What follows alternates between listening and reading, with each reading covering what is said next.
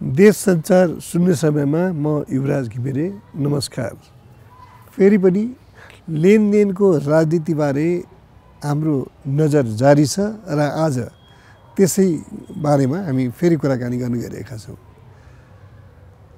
निर्वाचन आयोगले राष्ट्रपतिलाई नवनिर्वाचित सांसदहरूको सूची बुझाउने तयारी गर्दै गर्दा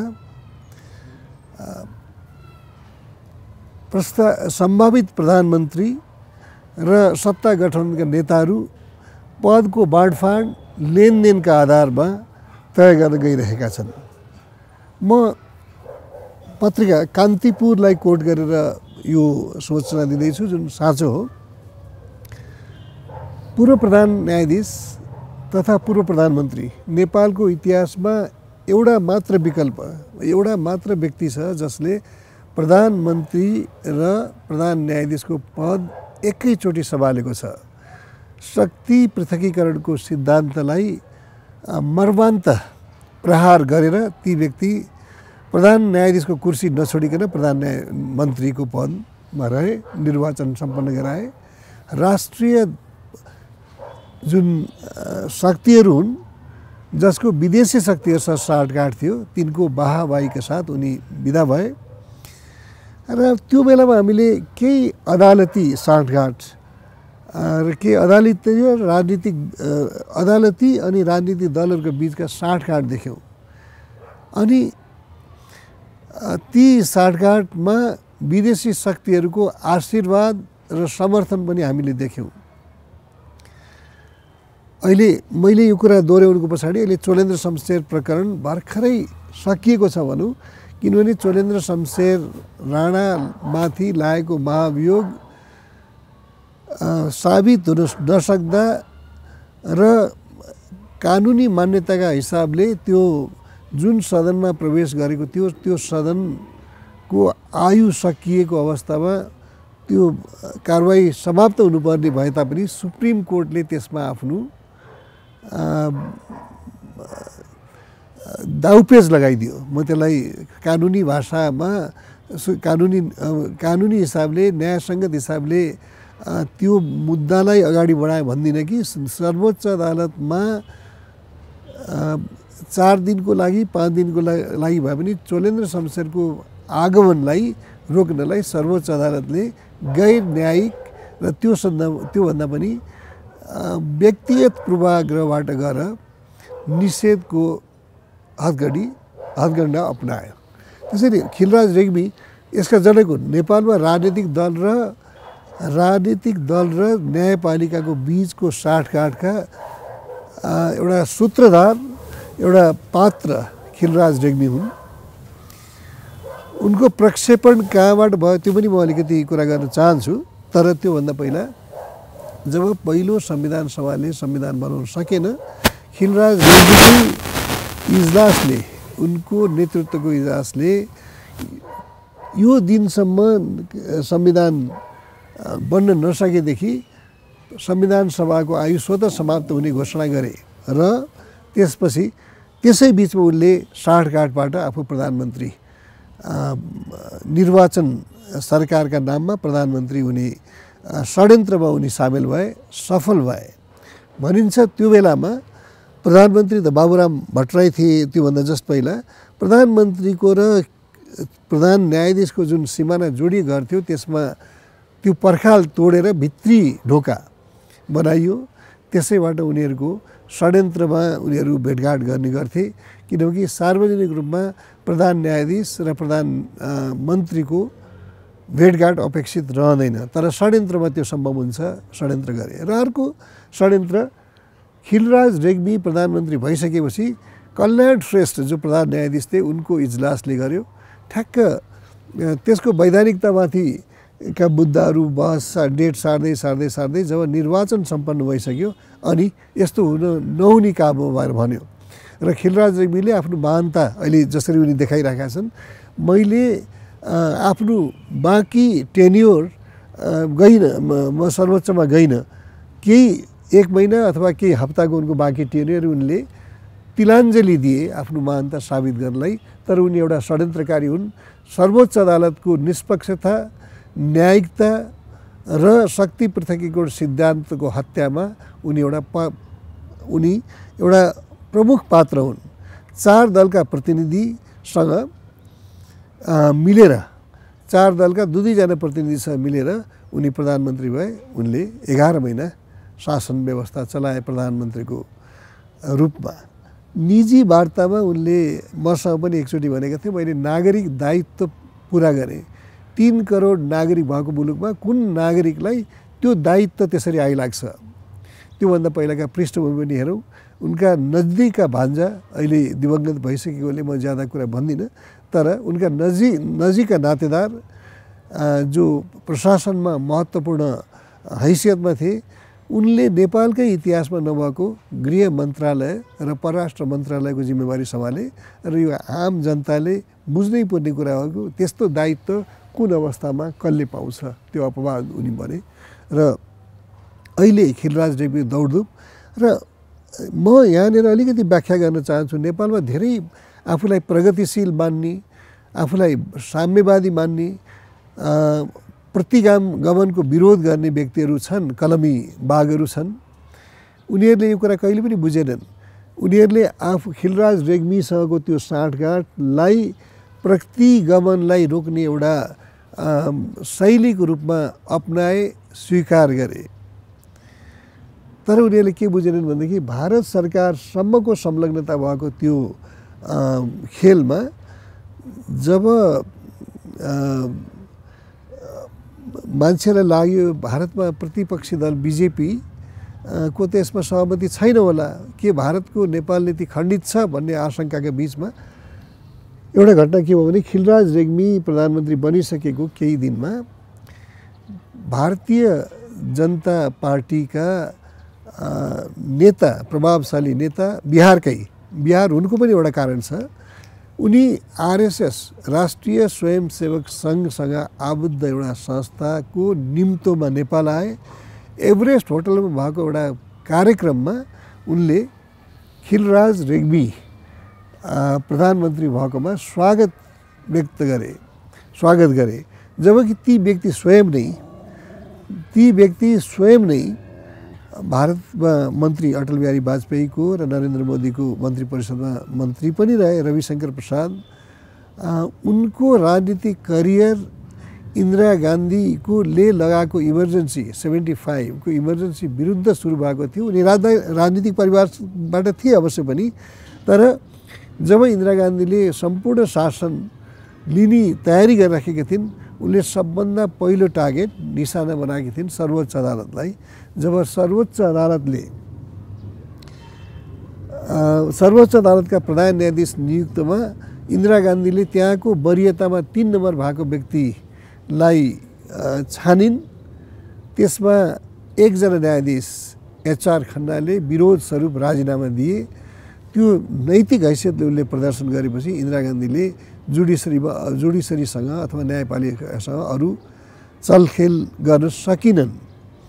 र एउटा के हुन्छ भनेदेखि जब सर्वसत्तावादको अभ्यास सुरु गर्न खोज्छन् राजनीतिक दलहरू, नेतृत्वहरू, उनीहरूले सबभन्दा पहिलो निशाना सर्वोच्चलाई नै बनाउँछन्। र नेपाल त्यसको उदाहरण हो। 63 पछि मैले पटक उठाउँदै आएको कुरा के हो भनेदेखि जब सत्ता परिवर्तन भयो, राजाको वैशाख 11 गतेको शासनपछि सत्ता परिवर्तन भयो, अनि त्यो परिवर्तित व्यवस्था भनौँ अथवा सत्ता परिवर्तन भएपछि न्यायपालिकालाई सर्वोच्च न्यायाधीशका प्रधान न्यायाधीश लगायत सबै न्यायाधीशहरूलाई नयाँ ताजा शपथ लिन भनियो।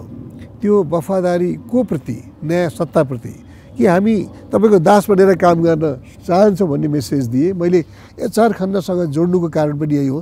एउटा पनि HR खन्ना जस्तो जज निस्किएको भएदेखि नेपालको सुप्रिम कोर्टमा चोलेन्द्र शमशेरको जन्म हुन्थेन, खिलराज रेग्मीको जन्म हुन्थेन, कल्याण श्रेष्ठको जन्म हुन्थेन।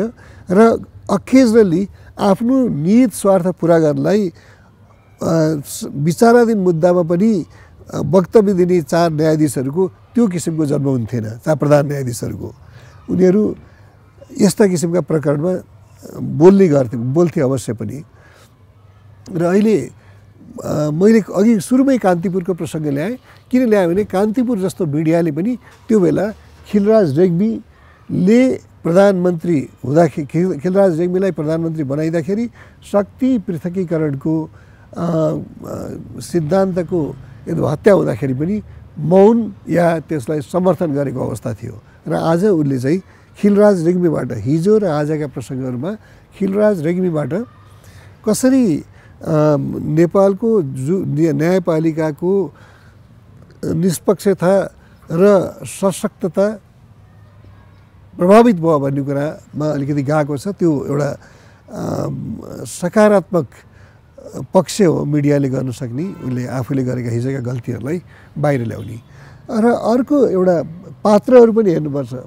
कान्तिपुरकै अनुसार हिजो प्रधानमन्त्री काम चलाउ प्रधानमन्त्री शेरबहादुर देउवाले खिलराज रेग्मीसँग भेट्नुभन्दा पहिला विमलेन्द्र निधिसँग त्यहाँ भेट भएको थियो। कोन विमलेन्द्र निधि? एउटा समाजवादी आफूलाई दाबी गर्ने व्यक्ति हुन्, महेन्द्र नारायण निधिका छोरा। उनले मलाई एउटै कुरा के थाहा छ भने हरेक वर्ष अक्टोबर 2 मा आफ्नो पिताजीको सम्मानमा हुने जुन मेमोरियल लेक्चर छ त्यसमा समाजवादी रुझानका व्यक्तिहरूलाई बोलाउने गर्थे। जब भारतमा नरेन्द्र मोदी आए त्यसपछि उनले बिजेपी समाजवादी महेन्द्र नारायण निधिको मेमोरियल स्पिच दिनलाई बिजेपीका नेताहरूलाई बोलाउन थालेर र पछि हुँदाहुँदै धर्मनिरपेक्षताको एकदम प्रखर वकालत गर्ने व्यक्ति हुँदाहुँदै के भन्न थाल्यो भनेदेखि अयोध्यामा जुन राम मन्दिर निर्माण भइरहेको छ त्यसमा इट्टा पठाउने ढुङ्गा पठाउने त्यो अभिभार चाहिँ जनकपुरवासीले लिनुपर्छ भने त्यतातिर उनको राजनीति, उनले जुन राजनीतिलाई हिजोसम्म भारतमा गैर बिजेपी दलहरू सत्तामा हुँदाखेरि जुन अडान लिएको थियो त्योभन्दा ठिक विपरीत अडान लिन थाले। र मैले अघि भने र उनको अहिले के मानिन्छ भने उनलाई आरएसएसले पनि समर्थन गर्यो उनको यो गतिविधिमा र उनलाई त्यतातिर आफ्नो फोल्डमा ल्याउनलाई। र त्यही स्वरूप खिलराज रेग्मी जो भारतको कुनै एजेन्सिजहरूले त्यो बेलामा समर्थन गरेको भए पनि उनलाई अन्ततः बिजेपीको पनि समर्थन हासिल भयो रविशङ्कर प्रसाद मार्फत। उनले त्यो शक्ति केन्द्रलाई निम्त्याएर पक्कै पनि उनको महत्त्वाकांक्षा फेरि बढेको छ। र एउटा यसै क्रममा कसरी भन्न सकिन्छ खिलराज रेग्मीलाई विदेशीहरूको समर्थन थियो भनेर? तपाईँ याद गर्नुहोस्, इतिहासमा थुप्रै प्रमाण र साक्षी छन्। केही कार्यले देखिन्छन्, केही रेकर्डका कुरा हुन्छन्। जब निर्वाचन हुँदै थियो स्वतन्त्र न्यायपालिकाको पक्षमा पहिलोपल्ट सायद र एउटा जुडिसरी शक्ति पृथकीकरणको सिद्धान्तको पक्षमा मोहन वैद्य किरणको पार्टीले आवाज उठाएर हामी त्यो सिद्धान्तलाई मिचेर हुन लागेको निर्वाचनमा पार्टिसिपेट गर्दैनौँ भनेर जब उनीहरूले वक्तव्य निकाले, संयुक्त राष्ट्रसङ्घ लगायत अन्मिन लगायतका संस्थाहरूले त्यसको विरोध गरेछन्, उनीहरूलाई चेतावनी दिएका छन्। त्यसबाट नेपालमा एउटा अन्तर्राष्ट्रिय षड्यन्त्र जुन हुन्छ, सत्ता परिवर्तन राजनीतिक पदमा को हुन्छ भन्ने कुरामा तिनीहरू एकदम निर्लज्ज तरिकाले अगाडि आउने गरेका छन्। हिजो मात्रै हामी 4-5 जनाले एउटा वक्तव्य पनि दिएका छौँ। नेपालको म्यान्डेट, जनताले चुनावमा दिएको म्यान्डेट र संविधानवादका हिसाबले जुन कुराहरू हुनुपर्ने हो त्योभन्दा विपरीत यदि कसैले बाहिर केही काम गर्छ भनेदेखि त्यो म्यान्डेटको अपहरण मानिन्छ र त्यो नेपालको डेमोक्रेटिक भ्यालुज अथवा डेमोक्रेसीलाई सबभर्ट गरेको मानिन्छ, हत्या गर्ने प्रयास मानिन्छ। अन्तर्राष्ट्रिय शक्तिहरूले त्यो गरे नेपालमा। मैले जुन उदाहरण दिँदैछु र हामी अहिले जसरी कान्तिपुरले सायद आत्मसमीक्षा गर्दैछ, हाम्रो अपिल पनि के भने लार्जर मासलाई विदेशीहरूले ल्याएर नेपालमा अग्रगमन पनि आउँदैन, प्रगतिशीलता पनि आउँदैन, नेपालको सार्वभौमसत्ता पनि जोगिँदैन। त्यसबाट यो कुराहरू हामी आफैले विदेशीहरूसँगको साँठगाँठपछि, प्रधानमन्त्रीका विदेशी राजदूतहरूसँग भएको भेटघाटपछि होइन, नेपालीहरूले निर्णय गर्नुपर्ने कुरा हो। र त्यही सिलसिलामा मैले पटक पटक उठाएको कुरा पनि के हो भनेदेखि चाहे धर्मनिरपेक्षता होस्, गणतन्त्र होस्, सङ्घीयता होस्, नेपालीहरूले गरेको निर्णय होइन, विदेशी हस्तक्षेपद्वारा आएको निर्णय हो। जब एजेन्डा आउँछन् ती एजेन्डालाई लागू गर्ने उपयुक्त दासहरू पनि आउँछन्। हामीलाई 12 बुँदेका दासहरूले शासन गरिरहेका छन् यत्रो वर्ष। फेरि राष्ट्रपतिको पदमा पनि कुनै विदेशी शक्तिको साँठगाँठमा केयरटेकर गभर्मेन्टका पात्रले अर्को दास स्थापित नगरून्, किनभनेदेखि ती सार्वभौम सत्ता, सार्वभौम जनताले आदर गर्ने सत्ता केन्द्रहरू हुन्, संवैधानिक केन्द्रहरू हुन्। तिनीहरूमा नेपाली मन, नेपाली आत्मा र नेपाली प्रक्रियाबाट व्यक्तिहरू स्थापित हुनुपर्छ। मैले यी विस्तृत विवरणहरूलाई यहाँ समक्ष राखेँ। मलाई लाग्छ यो जनस्तरमा पनि चिन्तन मनन गर्ने कुरा हो। अहिलेको मुख्य प्राथमिकता भनेको यो निर्वाचन आयोगले जुन लिस्ट बुझाउँछ राष्ट्रपतिलाई, त्यसपछि केयरटेकर गभर्मेन्टले संसदको अधिवेशन बोलाउन राष्ट्रपतिलाई सिफारिस गर्ने। राष्ट्रपतिले संसद आह्वान गरेपछि उनीहरूको त्यहाँबाट सरकार गठनको प्रक्रिया र त्यसपछि विधिवत र पारदर्शी तरिकाले यो संवैधानिक पदहरू भर्नुपर्ने हुन्छ। त्यसमा त्योभन्दा पहिला सत्ताको मोलतोल र लेनदेन नहोस्, त्यसमा विधेयकहरू नआउन् र षड्यन्त्रबाट विदेशी चलखेलबाट नेपाल र नेपालीहरूको भाग्य निर्धारण नहोस्, यो आग्रहका साथ म यहाँहरूबाट बिदा लिन्छु। तर यो विषयमा हाम्रो नजर छ। हामी फेरि जसरी यो डेभलपमेन्ट अगाडि बढ्छ यहाँहरू समक्ष उपस्थित हुनेछु। धन्यवाद, नमस्कार। महत्त्वपूर्ण र समसामयिक विषयमाथि विश्लेषण र टिप्पणी।